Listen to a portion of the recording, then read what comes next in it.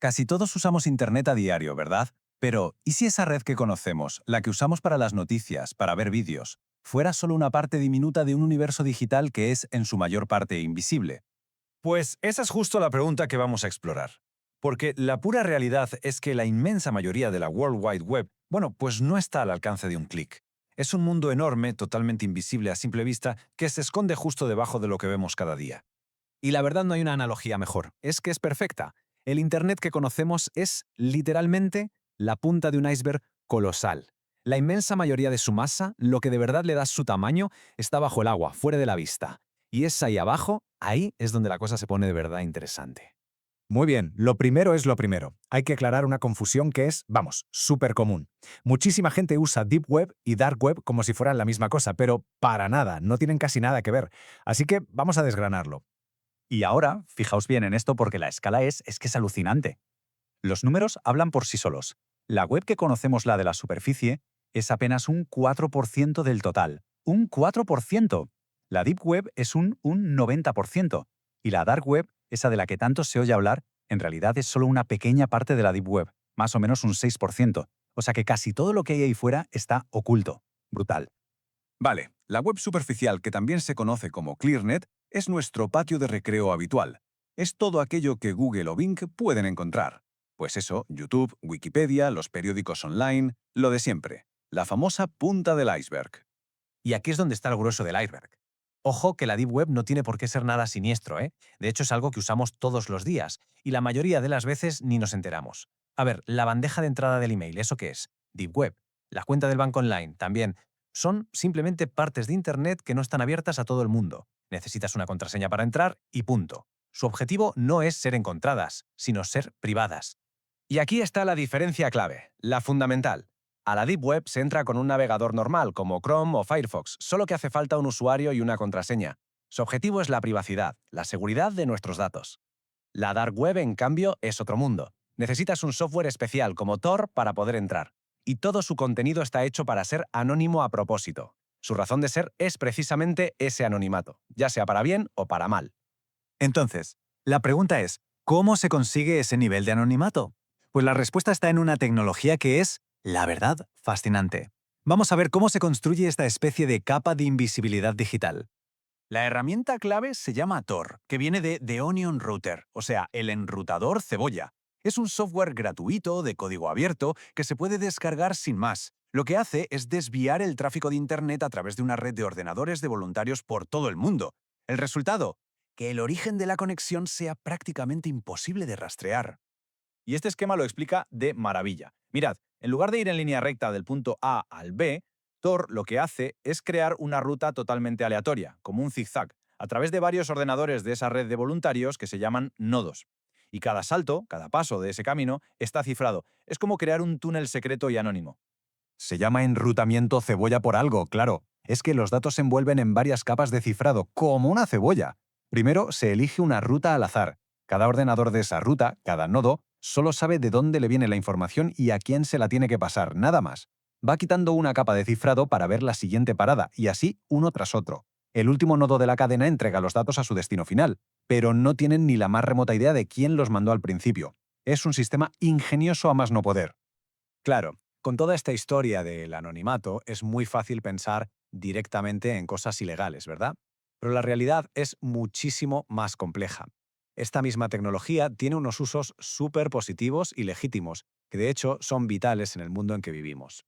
Y uno de los más importantes, sin duda, es la protección de periodistas y sobre todo de sus fuentes. Porque en un mundo donde la información es poder, proteger a quien se atreve a sacarla a la luz es fundamental. De hecho, medios de comunicación súper prestigiosos como The Guardian usan plataformas como Secure Drop, que funcionan sobre la red Tor, para que sus confidentes puedan enviarles documentos de forma totalmente segura. Escándalos mundiales como los famosos papeles de Panamá fueron posibles gracias a estas tecnologías. Protegieron los datos, sí, pero sobre todo protegieron a las personas que se atrevieron a filtrar. Pero no solo es para el periodismo.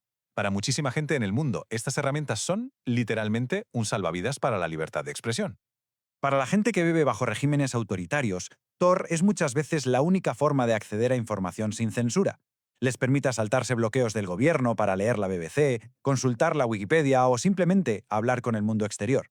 Durante protestas masivas como las revueltas de Irán de 2022, se convirtió en una herramienta clave para organizarse y para que el resto del mundo supiera lo que estaba pasando.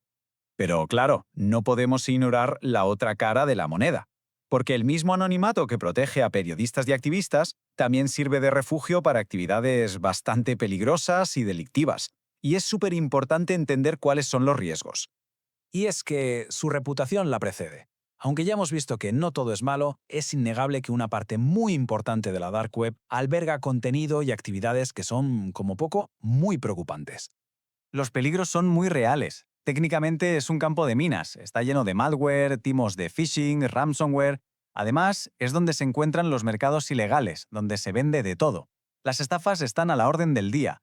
Y claro, como todo es anónimo, si te timan no tienes a quién reclamar. Y por supuesto está el riesgo de encontrarse con contenido muy, pero que muy desagradable. Y aquí llega la pregunta del millón, la que se hace todo el mundo. Con todo esto que estamos contando, ¿es ilegal simplemente entrar en la Dark Web? ¿Solo por curiosidad? La respuesta es clara. No. Simplemente usar el navegador Tor o entrar en una web de la Dark Web en la mayoría de países no es ilegal. La herramienta no es el delito. Pero, y este es un pero muy importante, lo que es ilegal en el mundo real también es ilegal en la Dark Web. Hacer algo ilegal con el escudo del anonimato no hace que, de repente, sea legal. Eso es de cajón.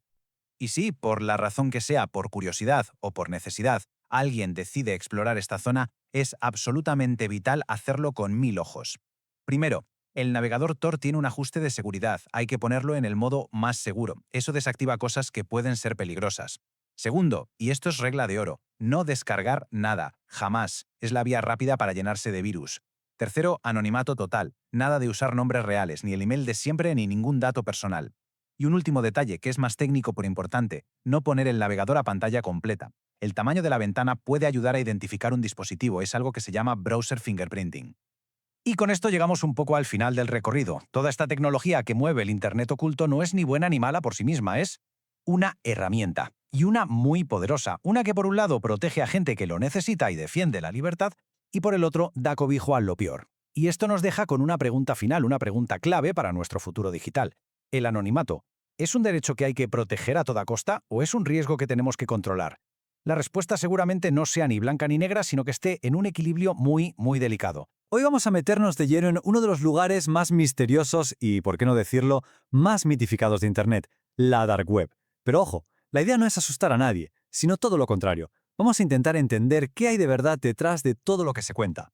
El objetivo es claro, aprender a moverse por este terreno con conocimiento y, sobre todo, con mucha seguridad. Para que nos hagamos una idea, vamos a empezar con un dato que es cuanto menos impactante. ¿Y si os dijera que casi todo lo que conocemos como Internet es, en realidad, invisible para Google y los buscadores que usamos a diario? Pues así es. Cerca del 90% de la red no está al alcance de una búsqueda normal. Es como un inmenso océano digital oculto a plena vista del que solo vemos la superficie. Bueno, para explorar este océano tenemos una hoja de ruta muy clara. Primero, vamos a diferenciar bien los conceptos para no liarnos. Después, veremos qué herramientas hacen falta para acceder. Luego, y esto es clave, repasaremos las reglas de oro para navegar de forma segura. Analizaremos los peligros reales, sin tapujos, y terminaremos con una reflexión sobre el valor del anonimato hoy en día. Venga, vamos a usar una metáfora que funciona muy bien. Pensemos en Internet como si fuera una cebolla. La mayoría solo conocemos y usamos la capa de fuera, la piel. Pero por debajo hay mucho, mucho más. Así que vamos a empezar a pelar. A ver, la primera capa, la más externa, es la que llamamos Surface Web o red superficial. Es nuestro día a día, ¿no? Las redes sociales, las noticias, las tiendas online, todo aquello que Google puede encontrar. Pero justo debajo está la Deep Web, la red profunda. Y aquí es donde se rompe el primer gran mito. La Deep Web no es su lugar siniestro. ¿Qué va? La mayor parte de la Deep Web es nuestro correo, la cuenta del banco o el catálogo de Netflix. O sea, contenido que está protegido por una contraseña y que, lógicamente, no tiene que aparecer en una búsqueda pública. Vale, seguimos pelando. Quitamos otra capa para llegar al núcleo. Porque dentro de esa inmensa Deep Web hay un rinconcito muy, muy especializado. Y esa es la Dark Web. Es fundamental entender esto. No es lo mismo que la Deep Web, sino una parte muy pequeña de ella.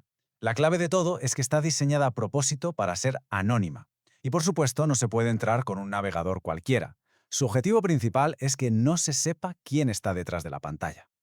¿Y cómo se consigue ese nivel de anonimato? Pues gracias a una tecnología bastante ingeniosa, el enrutamiento de cebolla o onion routing. La idea es que la conexión no va directa de un punto a un punto B. En lugar de eso, da un montón de saltos a través de servidores por todo el mundo, y cada salto va envuelto en una capa de cifrado. Cada servidor solo pela una capa para saber cuál es el siguiente salto, pero no conoce ni el origen ni el destino final, de ahí el anonimato casi total. Bueno, dejemos la teoría y vayamos a lo práctico. Si el método es el enrutamiento de cebolla, el vehículo principal para usarlo es el navegador Tor. El proceso para prepararse tiene básicamente 3 pasos. Primero, descargar el navegador Tor. Segundo, y esto es fundamental, de verdad, activar una VPN, una red privada virtual, y hay que hacerlo antes de abrir Tor. Y tercero, pues ya, conectar y usar el navegador para entrar en las páginas que tienen esa terminación tan característica de .onion. Lo curioso es que, cuando abres Tor, la primera impresión es familiar. Piensas, oye, pero si esto es como el Firefox. Y es que en esencia es una versión modificada de Firefox, así que no es tan intimidante como podría parecer. La gran diferencia, claro, está en cómo funciona por dentro para proteger el anonimato. ¿Y por qué tanta insistencia con lo de la VPN? Pues mirad, esta cita lo deja clarísimo. La VPN es como una capa extra de seguridad. Cifra todo nuestro tráfico y oculta nuestra dirección IP real antes incluso de que entremos en la red Tor. El resultado, nuestro proveedor de Internet no sabe que estamos usando Tor, y añadimos una barrera más contra cualquiera que intente espiar. Muy bien, ya sabemos cómo se entra. Ahora vamos a lo más importante, cómo hacerlo de forma segura. Porque el anonimato no es un escudo mágico que nos protege de todo. Hay que ser muy disciplinado y seguir unas cuantas reglas a rajatabla. Estas son las reglas de oro, y no son negociables. La primera, nunca, pero nunca de los nuncas, compartir información personal. Nada de nada. La identidad real se queda fuera. Segunda, a nivel técnico. Desactivar JavaScript es vital, porque se puede usar para rastrear el dispositivo. Y por supuesto, lo que ya deberíamos hacer siempre, pero aquí con más razón, tenerlo todo actualizado, el antivirus al día y forzar conexiones HTTPS para cifrar la conexión hasta el final. Ahora, hablemos claro. Un entorno tan anónimo, además de para usos legítimos, también es un imán para actividades, digamos, poco recomendables. Es crucial conocer los peligros para saber a qué nos enfrentamos. La pregunta es directa. ¿Qué riesgos reales existen para una persona o para una empresa que se asome a este mundo? Vamos a desglosarlos. Para empezar, los ciberataques. La Dark Web es un hervidero donde se crea y se vende malware, ransomware y todo tipo de herramientas de phishing. El riesgo de infectarse o de sufrir un intento de estafa aquí es muchísimo mayor que en la web normal. Luego están las estafas, claro. Con tanto anonimato, es el escenario perfecto para los timadores. Se ofrecen muchos productos y servicios que simplemente son fraudes, y como no hay a quien reclamar, cualquier transacción es un auténtico salto de fe. Y por último, el daño a la reputación. Todos esos datos que se roban en ataques a empresas a menudo acaban a la venta en la Dark Web, y la filtración de esa información, ya sea personal o de clientes, puede destrozar la imagen de una persona o de un negocio. Y que nadie piense que esto es una exageración. La realidad de estos peligros es muy palpable. Existen sitios que, literalmente, se anuncian como «alquila un hacker». No es una película de Hollywood, es un mercado real donde se pueden contratar ciberataques, lo que demuestra la seriedad de estas amenazas. Con todo esto sobre la mesa, llegamos a la gran paradoja de la Dark Web. Porque no es un lugar que sea malo por sí mismo, sino que es una herramienta con dos caras muy, muy diferentes. Y aquí está el kit de la cuestión. La misma tecnología que puede usar un delincuente es absolutamente vital para otras personas. Pensemos en periodistas, activistas o ciudadanos que viven bajo regímenes autoritarios con censura. Para ellos, la red Tor es una herramienta esencial para comunicarse de forma segura, para acceder a información que les está vetada y para protegerse. Para ellos, el anonimato no es una opción, es una necesidad. Y todo esto nos deja con una última reflexión. La Dark Web no es más que la manifestación extrema de un debate mucho más grande sobre la privacidad. Es un espacio donde el anonimato es casi absoluto, con todo lo bueno y todo lo malo que eso implica.